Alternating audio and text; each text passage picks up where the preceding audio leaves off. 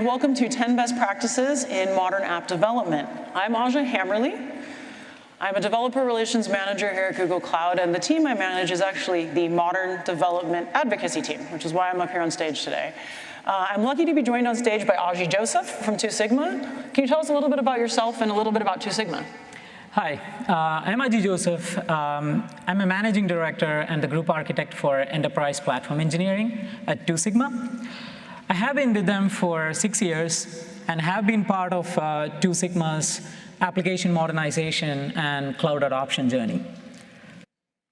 This slide, it's a legal slide, and it says, I won't be giving any investment advice as part of this technical presentation.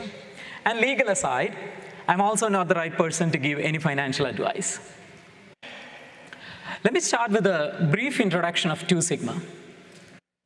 2 Sigma is a diversified financial services company that uses systematic approaches to run the business. We discover value in world's data. We utilize a large amount of data and compute, along with our own financial insights, to generate strategies that run our businesses across investment management, securities, insurance, real estate, and more. We use vast computing power to onboard large amount of data and test our hypothesis at scale. At peak, we use more than 1.5 million vCPUs and 10 petabytes of RAM.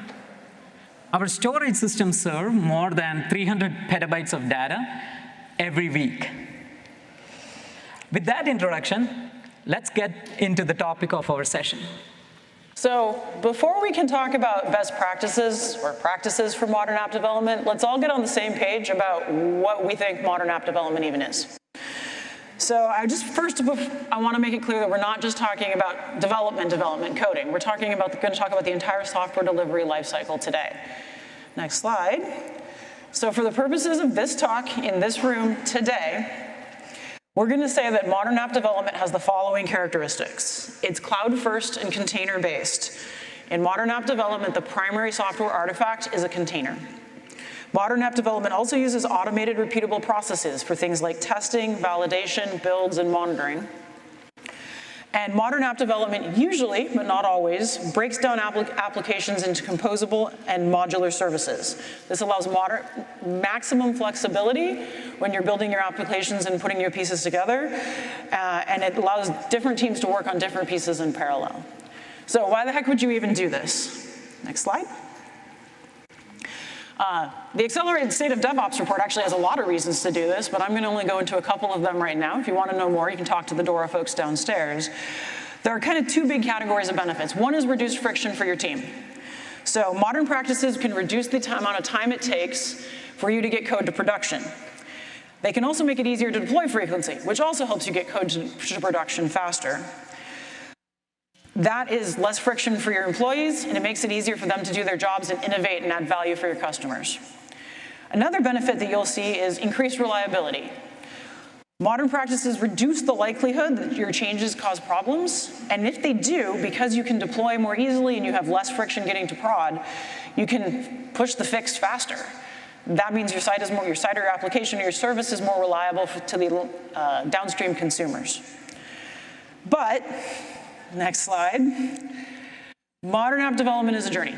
No one does it perfectly, and not all these practices fit every team. Some teams looked at composable modular services, and they're like, nope, monolith for us all the way. Cool. If that's where you're at, if a specific practice doesn't speak to you, doesn't help your org, that's great.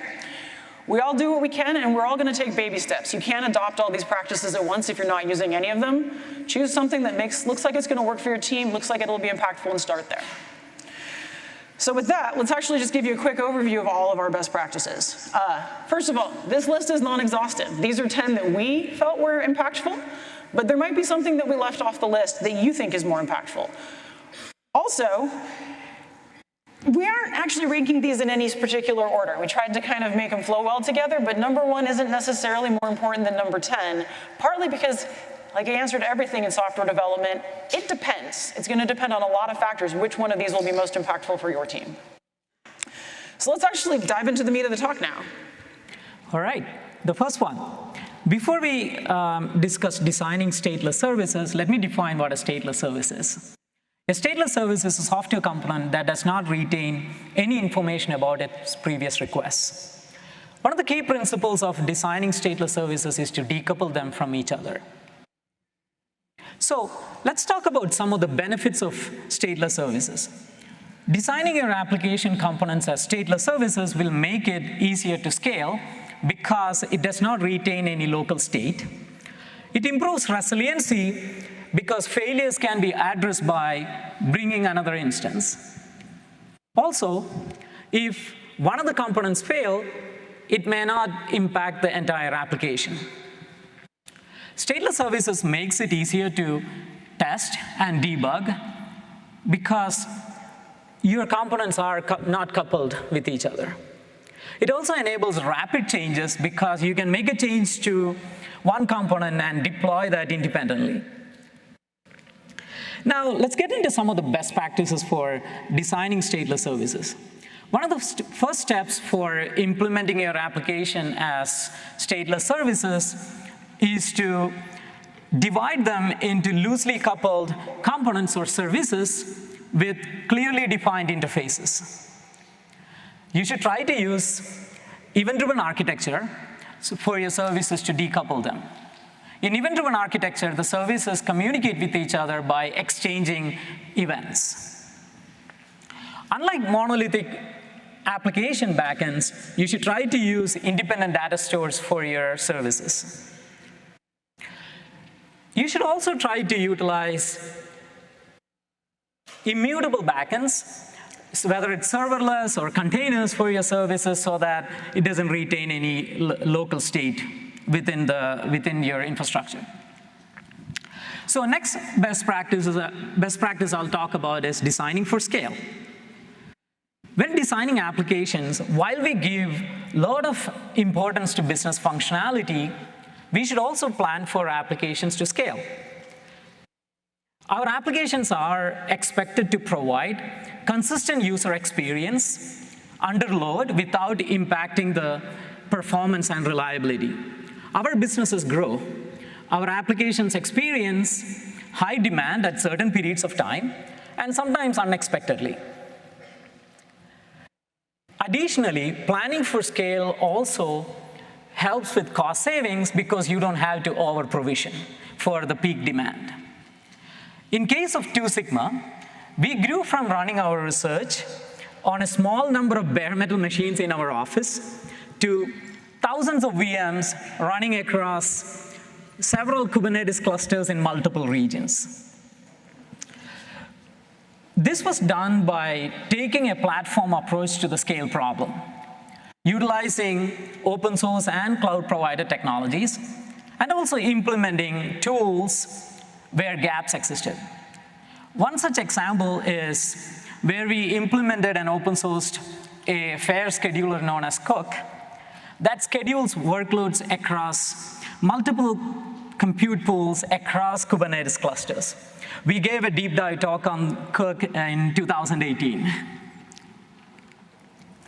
Now, when you design your applications for scale, there are several considerations. The first one I want to talk about is horizontal versus vertical scaling. In horizontal scaling, you add more instances of your application, whereas in vertical scaling, you add more resources, such as CPU or memory, to your existing instances. The choice depends on your application architecture. If your application is implemented as a stateless service and CPU bound, horizontal scaling may be a good choice. When you want to scale your service horizontally, utilizing the auto-scaling capabilities of your orchestrator, for example, if you're using Kubernetes, will avoid over-provisioning costs and manual involvement. Auto-scaling could be based on the CPU usage or request count. You can leverage load balancers to evenly distribute the requests across your service instances. You may also want to utilize caching strategies so that you reduce the load on your databases or storage and reduce latency. And there are several caching products available, whether it's Redis or Memcached so that you can implement your own caching strategies. We discuss asynchronous or event-driven communication patterns. You could utilize that to allow decoupling of your services, and also that allows scaling the components independently. As you design your application for scale, you should also implement performance and load testing as part of your CI pipelines.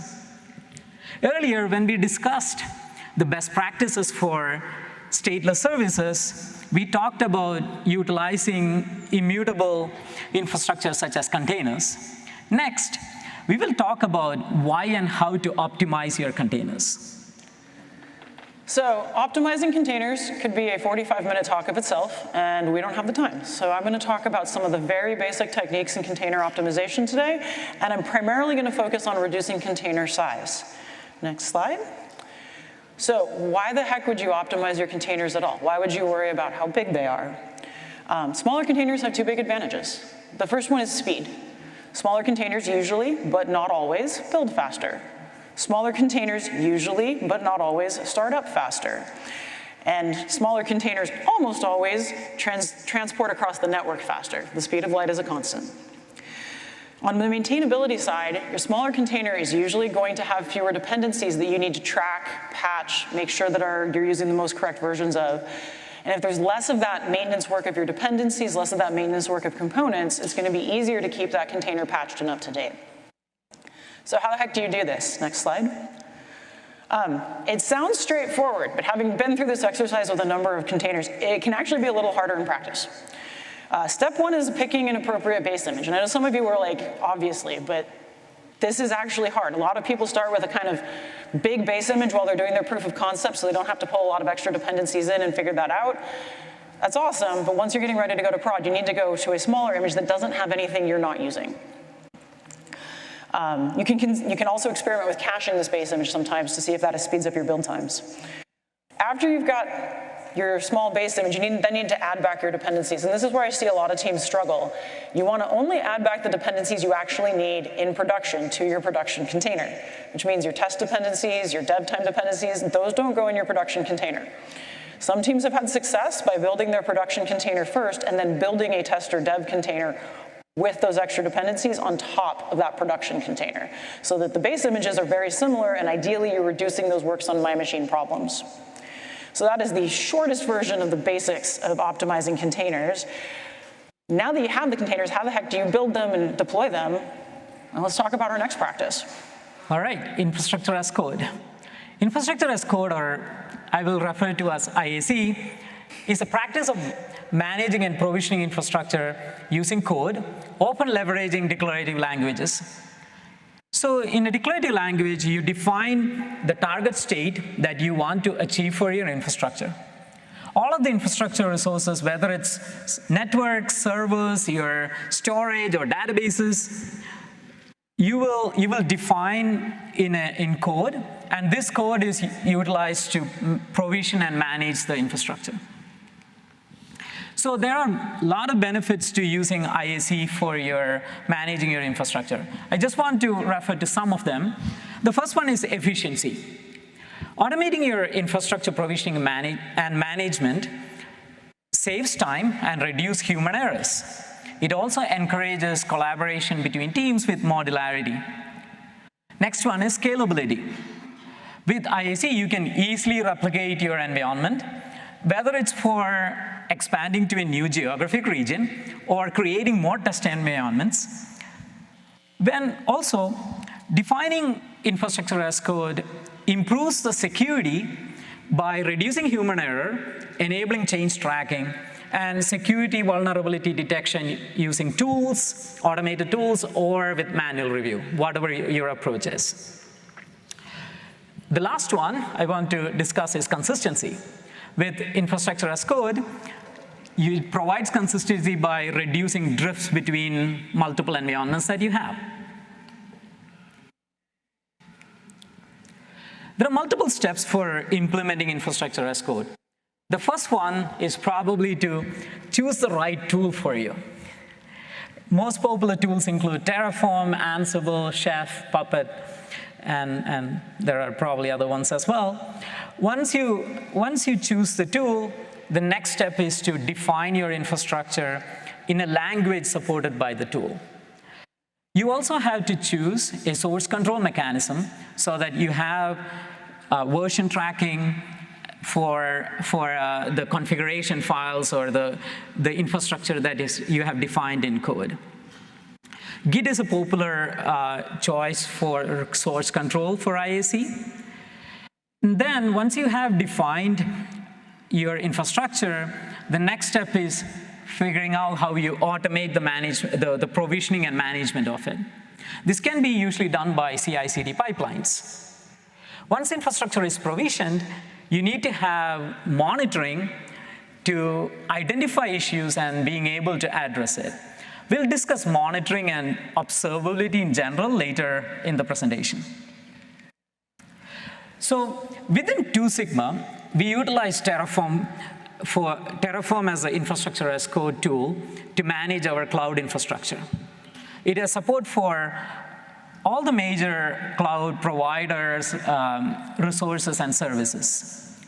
In case of GCP, Terraform Google Cloud Provider is jointly developed by Google and HashiCorp, and is probably one of the mature and well-supported providers. Within GCP, you can use Cloud Build to apply the changes automatically to your environment. We will be discussing Cloud Build in more detail later in the presentation. Terraform also supports GitOps.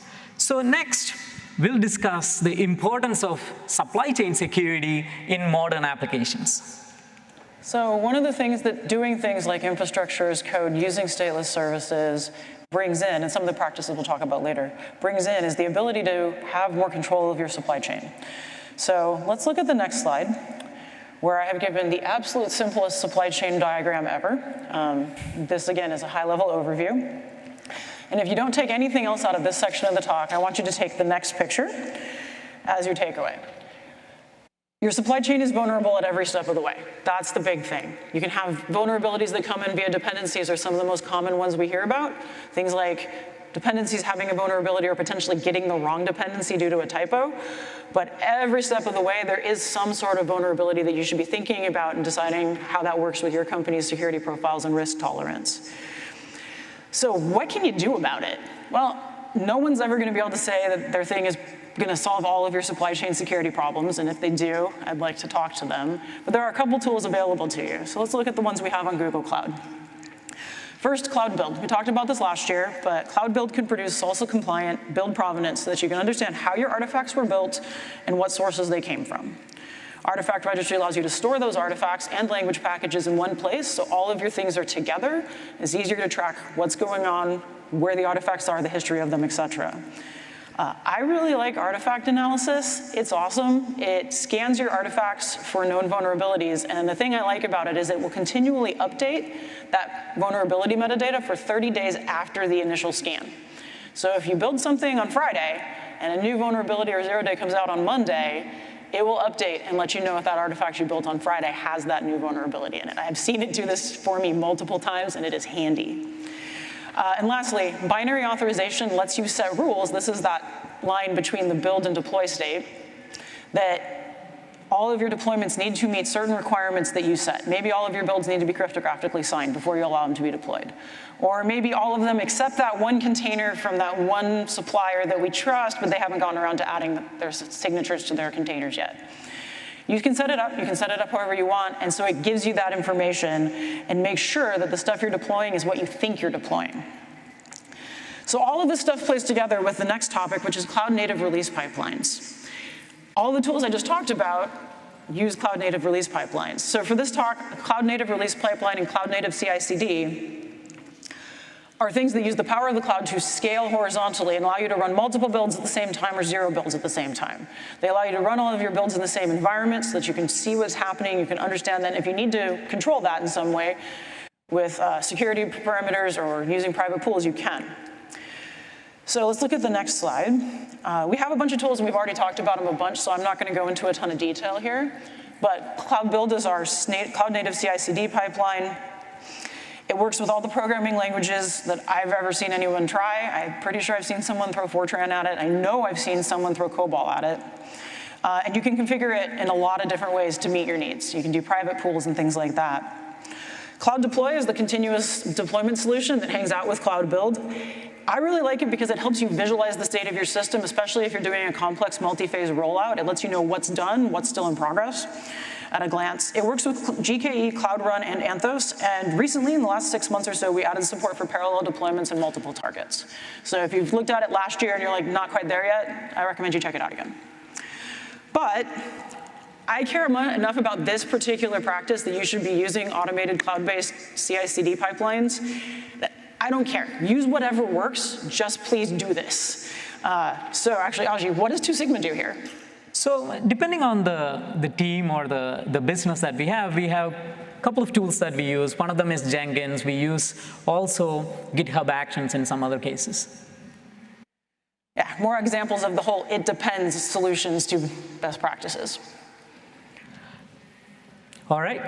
So when you start developing an application, teams have to make decisions on when to use managed services versus implementing and operating one themselves, because something that you might have implemented already or your engineers are interested in implementing it. So there are several advantages for using managed services, whether provided by cloud providers or SaaS offerings that are available. So even though there are advantages, there are also some long-term considerations that you have to take into account. So we'll start with some of the advantages. The managed services free up your engineering resources to focus on the business problem and not spend the time on probably building and operating a service that has become commodity these days. Cloud provider managed services have elastic scale, well-defined SLA, and generally high availability and 24/7 support. While this can be implemented by large engineering teams, it requires considerable effort. With reduced engineering and operational cost and the pay-as-you-go model that you have available in the cloud, there is a good chance that you can reduce the total cost of ownership or TCO for your application by utilizing managed services. That said, while there are a lot of benefits, there are also some considerations.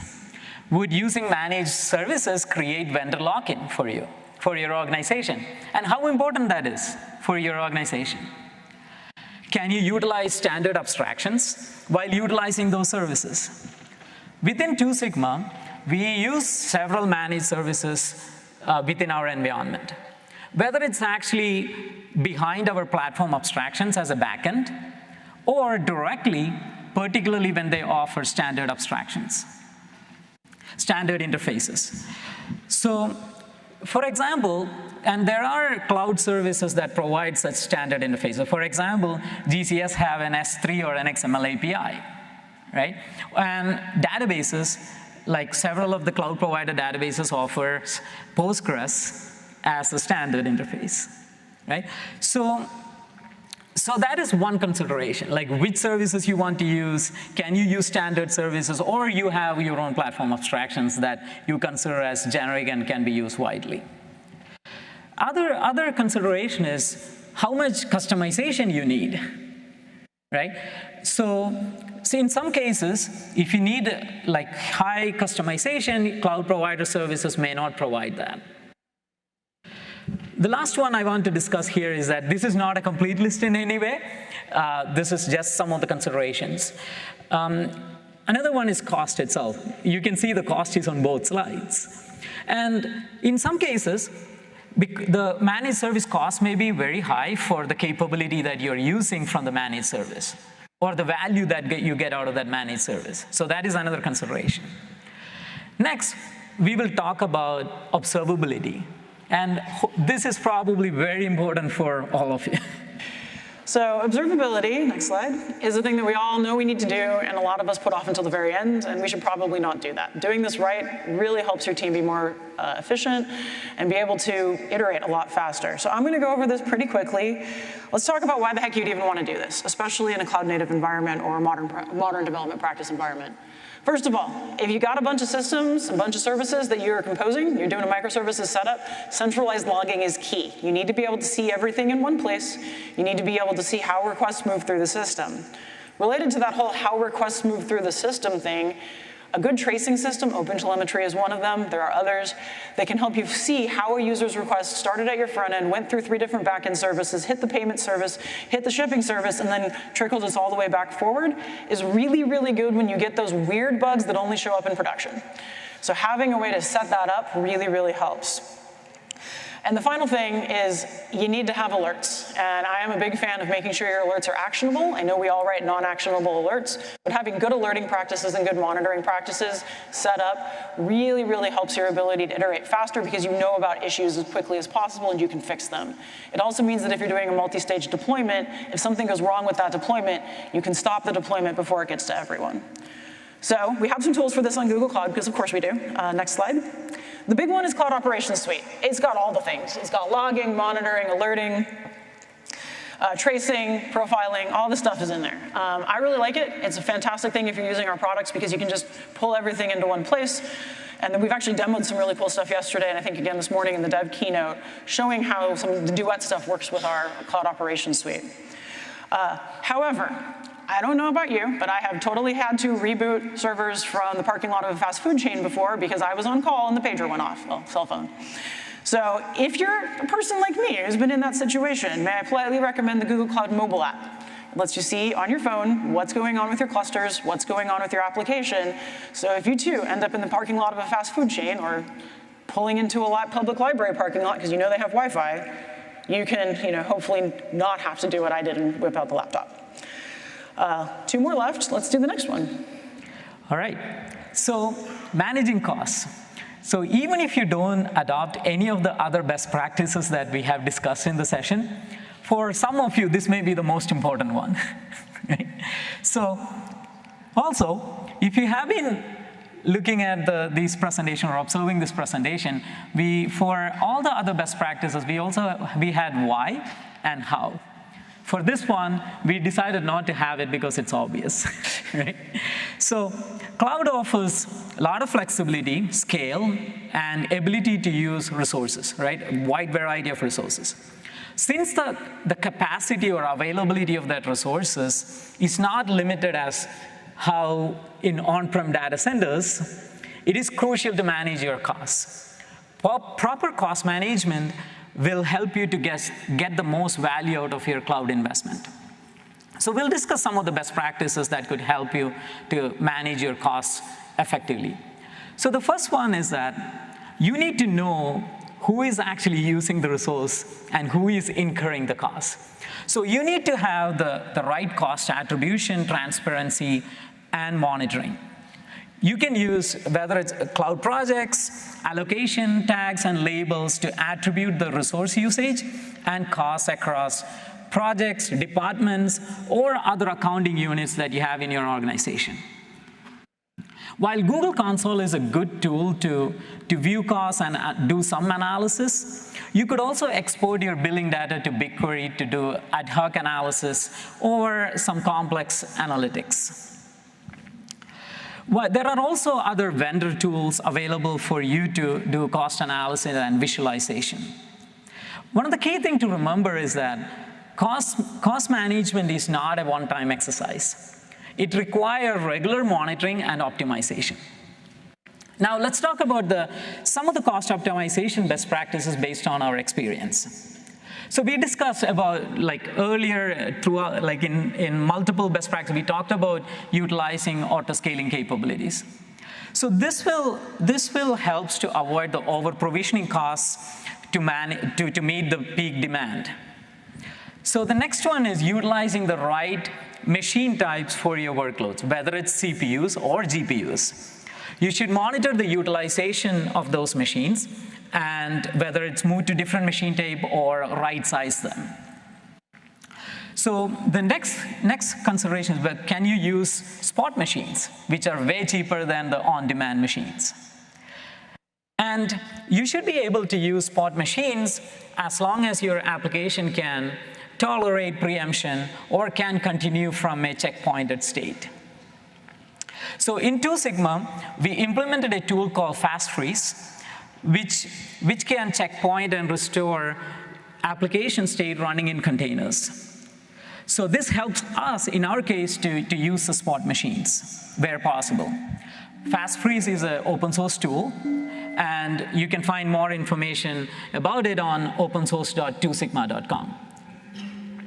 The next one is implementing lifecycle management for your resources.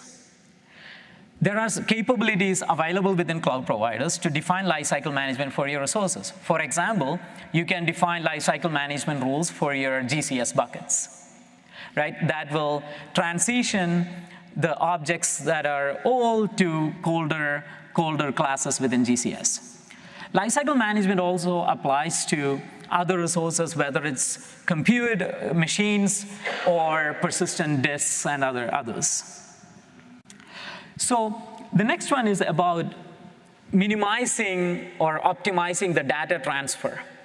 If you are transferring data across zones or regions or cloud providers, the cost could increase as you scale and utilize more data. The last one that I want to discuss is committed usage discount. So if your resource usage is stable, committed usage discounts could be useful by committing to use certain resources for a period of time and getting discount from your cloud provider. So with that, let's discuss cloud-based development, which is our last one. So a couple minutes left of stuff, and we'll have questions. So cloud-based development is new to a lot of folks. Let's go to the next slide. I'm just going to say what it is it's not having your development box, a nice pretty tower under your desk, but instead having the machine you do your development on sitting in a cloud data center somewhere. I've been doing this for a while, and I got to say, I didn't like it at first. I'm a fan now. It took a while to convince me, and I'm into it. It's how I've been doing a lot of my development work, actually all of my development work for at least the last year. So why would you even do this? It's way faster to set up a dev environment. I don't know about y'all. I've got a pile of dot files sitting on the internet in source, and every time I go to set up a new dev environment, I have to update them, and even with those, it takes me a couple days to set up a new machine. Also, if I have to patch something, if I need a new version of, say, my language or one of my dependencies, I have to go update all of my setup files. And if I need to help someone else get set up, it takes even longer. With a container-based, cloud-based development environment, I update the container or pull a new image if I'm just using a public container, and I have a new machine. This is especially good if you tend to break your development environments. You can just leave the broken one over there and turn it off and make a new one. Or if you need to work on 2 or 3 projects simultaneously, say you're a consultant, you can have multiple different machines that you use with the configurations that you need. All of that leads to huge productivity gains. It's faster, I have my machine when I need it, and it also leads to reduced cost. I don't need to pay for a development environment that's sitting there not doing anything when I'm asleep, or when I'm eating, or when I'm hanging out with my family. I only pay for it when I use it. And it's pretty much instant on when I need it, so it doesn't matter when I need it, it's there for me. And it also tends to reduce works on my machine problems if everyone standardizes on the same container image. So Google, of course, has a solution for this. Next slide. Cloud workstations, we've talked about it a bunch over the last year. This is just a development environment in the cloud. You set up container images, you can set up ones for your team, maybe you have one for the back-end people and a really nice GPU-based one for the AI people, or something similar. And they create instances as they need them, spin up, spin down automatically. You can use it with VS Code, you can use it with all your favorite JetBrains IDEs. I use it. I really like it. It's really, really great for doing development. I've even actually done serious development and built containers while on an airplane this way, because all of that's happening in the cloud. All I got to do is send the characters over the wire. And that was kind of magical for me. I'm not used to being able to do container builds over airplane Wi-Fi. So we've hit all of 10, and why don't you tell us our key takeaways here? All right, so let me quickly summarize what we have discussed so far. So the applications that we build right now require characteristics such as resiliency, portability, scalability, and improved security to meet the business goals. The modern application best practices could help to meet these requirements, We discussed 10 of those best practices in this session. But every company may start the application modernization journey at different point and with different best practices. If you're starting a new application, you could be using a lot more, right? A lot more than few, like you may be using a lot. While if you have an existing monolithic application, and modernizing it, that you will be doing it in iterative fashion, starting with a couple of them and then moving to taking that journey forward. So you have to evaluate the state of your application and decide what is the best path forward for you.